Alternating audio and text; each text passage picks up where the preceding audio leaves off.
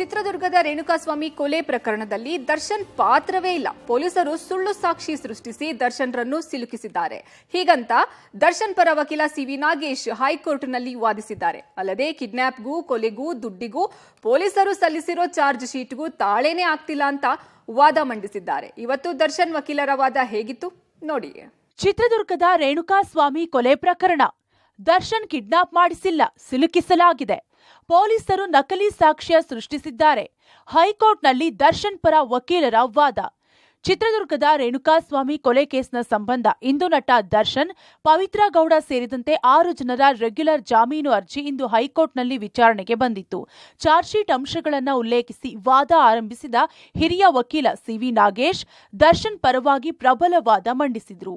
ರೇಣುಕಾಸ್ವಾಮಿ ಮೊದಲು ಪವಿತ್ರಾಗೆ ಹೇಗೆ ಮೆಸೇಜ್ ಮಾಡ್ದ, ಈ ಪ್ರಕರಣ ಶುರುವಾಗಿದ್ದು ಎಲ್ಲಿಂದ, ಪೊಲೀಸರು ಹೇಗೆಲ್ಲ ತನಿಖೆ ಮಾಡಿದ್ದಾರೆ, ಅಲ್ಲಿರುವ ಲೋಪದೋಷಗಳೇನು ಅನ್ನೋದನ್ನ ಎಳೆ ಎಳೆಯಾಗಿ ವಿವರಿಸಿದ್ರು. ಅದರ ಪ್ರಮುಖ ಅಂಶಗಳು ಏನೇನನ್ನೋದನ್ನ ನೋಡೋದಾದ್ರೆ, ರೇಣುಕಾಸ್ವಾಮಿ ಅಶ್ಲೀಲ ಮೆಸೇಜ್. ಪವಿತ್ರ ಗೌಡಗೆ ಕಳೆದ ಫೆಬ್ರವರಿಯಲ್ಲಿ ಗೌತಮ್ ಹೆಸರಲ್ಲಿ ಅಶ್ಲೀಲ ಮೆಸೇಜ್ ಮಾಡಿದ್ದ. ಹೆಣ್ಣಿನ ಮೇಲೆ ಕಿಂಚಿತ್ತೂ ಗೌರವ ಇಲ್ಲದಂತೆ ರೇಣುಕಾಸ್ವಾಮಿ ಮೆಸೇಜ್ ಮಾಡಿದ್ದಾನೆ.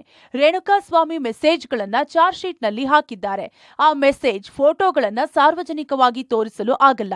ಪವಿತ್ರ ಗೌಡಳನ್ನ ರೇಣುಕಾಸ್ವಾಮಿ ಮಂಚಕ್ಕೆ ಕರೆದಿದ್ದಾರೆ.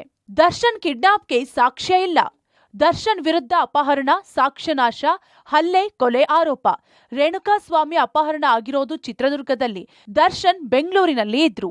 ಕಿಡ್ನಾಪ್ನಲ್ಲಿ ದರ್ಶನ್ ಭಾಗಿ ಬಗ್ಗೆ ಯಾವುದೇ ಸಾಕ್ಷಿ ಇಲ್ಲ. ಜೊತೆಗೆ ರೇಣುಕಾಸ್ವಾಮಿ ಕಿಡ್ನಾಪ್ ಮಾಡಿಲ್ಲ.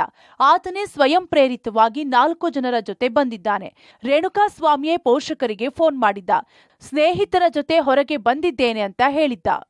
ಸಾಕ್ಷ್ಯ ನಾಶಕ್ಕೆ ಹಣ ಬಳಸಿಲ್ಲ. ಕೊಲೆಯ ಜಾಗದಲ್ಲಿ ಪೊಲೀಸರು ಮರದ ಕೊಂಬೆ, ಹಗ್ಗ, ಲಾಠಿ ರಿಕವರಿ ಮಾಡಿದ್ದಾರೆ. ಅದನ್ನ ಬಿಟ್ಟು ಬೇರೇನೂ ಸಿಕ್ಕಿಲ್ಲ. ಮೋಹನ್ ರಾಜ್ ಬಳಿ ದರ್ಶನ್ ಮೊದಲೇ ಸಾಲ ಪಡೆದಿದ್ರು. ಮೇ ತಿಂಗಳಲ್ಲಿ ಅದೇ ಹಣ ಹಿಂತಿರುಗಿಸಿದ್ದಾರೆ. ಪೊಲೀಸರು ಅದನ್ನೇ ಕೊಲೆಗೆ ಸಾಕ್ಷ್ಯ ಮಾಡಲು ಯತ್ನಿಸಿದ್ದಾರೆ. ಬಟ್ಟೆಯಲ್ಲಿ ರಕ್ತದ ಕಲೆ ಇಲ್ಲ. ದರ್ಶನ್ ಬಟ್ಟೆಗಳನ್ನ ಮನೆ ಕೆಲಸದಾಕೆ ತೊಳೆದು ಹಾಕಿದ್ರು. ಬಟ್ಟೆ ತೊಳೆಯುವಾಗ ರಕ್ತದ ಕಲೆಗಳು ಕಾಣಿಸಿಲ್ಲ. 3 ದಿನದ ಬಳಿಕ ಸರ್ಫ್ನಲ್ಲಿ ನೆನೆಸಿ ಕುಕ್ಕಿ ವಾಶ್ ಮಾಡಿದ್ದಾರೆ. ಆಗ ರಕ್ತದ ಕಲೆ ಮಾಯ ಆಗಿರ್ಬೇಕಲ್ಲ. ತೊಳೆದ ಬಳಿಕ ಅದು ಹೇಗೆ ರಕ್ತದ ಕಲೆ ಬಂತು? ಚಪ್ಪಲಿ ಬದಲು ಶೂ ವಶಕ್ಕೆ. ವಿಜಯಲಕ್ಷ್ಮಿ ಮನೆಯಲ್ಲಿ ಕೆಲವು ಶೂಗಳನ್ನ ತೋರಿಸಿದ್ರು. ಲೂಫರ್ ಶೂ ತೋರಿಸಲಾಗಿದೆ ಅಂತ ರಿಕವರಿ ಮಾಡಿದ್ದಾರೆ. ಅದೇ ಶೂಗಳನ್ನ ಎಫ್ಎಸ್ಎಲ್ಗೆ ಕಳುಹಿಸಲಾಗಿದೆ. ಅವುಗಳ ಪೈಕಿ ಒಂದು ಶೂನಲ್ಲಿ ರಕ್ತದ ಕಲೆ ಸಿಕ್ಕಿದೆ ಎನ್ನಲಾಗಿದೆ. ಶೂನಲ್ಲಿ ಸಿಕ್ಕಿರೋ ರಕ್ತದ ಕಲೆ ರೇಣುಕಾಸ್ವಾಮಿಯದ್ದು ಅಂತಾರೆ. ಶೂ ವಶಕ್ಕೆ ಪಡೆಯುವಾಗ ರಕ್ತದ ಕಲೆಗಳು ಇರಲಿಲ್ಲ. ಆದ್ರೆ ಎಫ್ಎಸ್ಎಲ್ ವರದಿ ಬಂದಾಗ ರಕ್ತದ ಕಲೆ ಇದೆ. ಇದೇ ಮಾದರಿಯನ್ನ ದುರ್ಬಳಕೆ ಮಾಡಿಕೊಂಡಿದ್ದಾರೆ ಅನ್ನೋ ಅನುಮಾನ ಇದೆ ಅಂತ ನ್ಯಾಯಮೂರ್ತಿಗಳ ಮುಂದೆ ದರ್ಶನ್ ಪರ ವಕೀಲ ವಾದ ಮಂಡಿಸಿದ್ರು. ಕೋರ್ಟ್ ಕಲಾಪದ ಸಮಯ ಮುಗಿದ ಹಿನ್ನೆಲೆಯಲ್ಲಿ ವಿಚಾರಣೆಯನ್ನ ಗುರುವಾರಕ್ಕೆ ಮುಂದೂಡಲಾಗಿದೆ. ಇನ್ನು 5 ಜನರ ಜಾಮೀನು ಅರ್ಜಿಯಲ್ಲಿ ವಾದ ನಡೆಯಬೇಕಿತ್ತು. ನಂತರವಷ್ಟೇ ಎಸ್ಪಿಪಿ ಪ್ರಸನ್ನಕುಮಾರ್ ಪ್ರತಿವಾದ ಮಂಡಿಸಲಿದ್ದಾರೆ. Crime bureau, public TV.